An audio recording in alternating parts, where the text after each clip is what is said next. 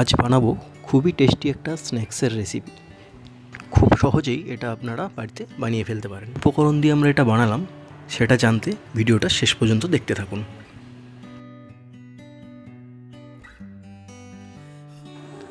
এর জন্য আমরা ব্যবহার করেছি 2 কাপ ময়দা, সামান্য জোয়ান, পরিমাণ মতো লবণ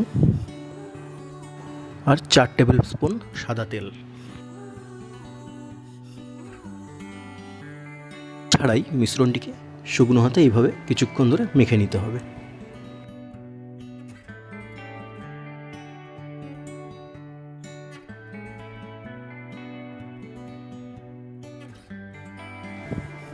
কিছুক্ষণ মাখার পর যখন মিশ্রণটি এরকম একটা পর্যায়ে এসে যাবে, তারপর আস্তে আস্তে জল অ্যাড করবেন।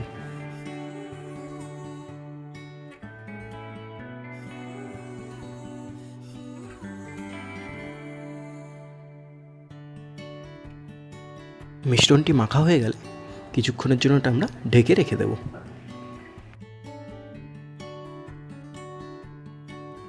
স্ন্যাক্সের ভেতরে ফিলিংয়ের জন্য আমরা ব্যবহার করব সেদ্ধ করা আলু।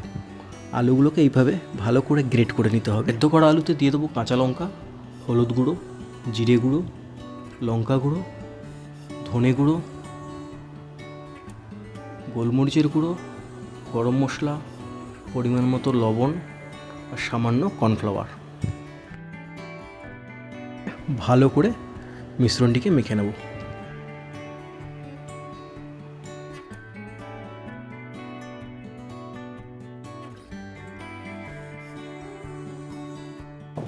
এরপর আগে থেকে মেখে রাখা ময়দার ডো থেকে এইভাবে লেচি বের করে নিতে হবে।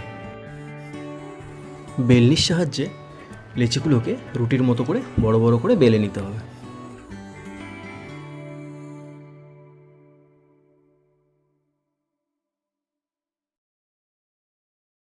ওই রুটির মাঝখানে একটা বাটি বসিয়ে তার চারিপাশে আলুর মিশ্রণটিকে ভালো করে ছড়িয়ে দেবো।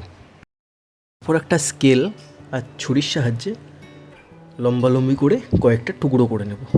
আমরা স্কেলটা ব্যবহার করছি এই জন্যই যাতে কাঁটাটা বেঁকে না যায়।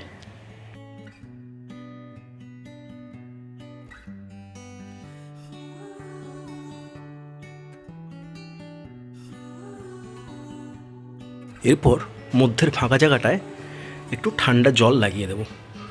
জলটা দিলাম এই কারণে যাতে রোলগুলো মোড়ার পর ভালোভাবে চিটিয়ে থাকে, খুলে না যায়।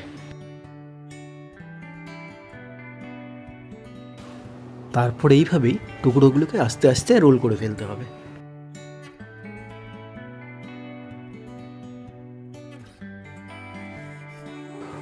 রোল করা হয়ে গেলে এইভাবে ছাঁকা তেলে আস্তে আস্তে রোলগুলোকে ছেড়ে দিতে হবে। লক্ষ্য রাখতে হবে তেলটা যেন খুব গরম না থাকে, তাহলে বাইটটা প্রথমেই ভাজা হয়ে যাবে, ভেতরটা কাঁচা রয়ে যাবে।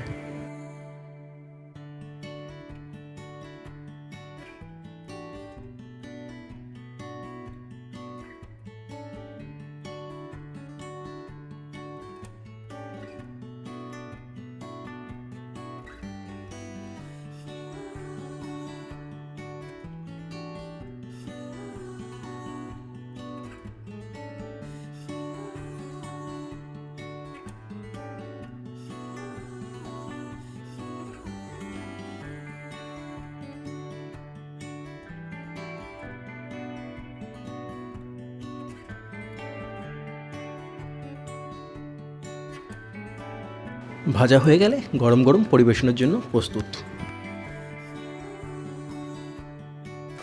ভিডিওটি ভালো লাগলে লাইক, শেয়ার অ্যান্ড সাবস্ক্রাইব করে দিন।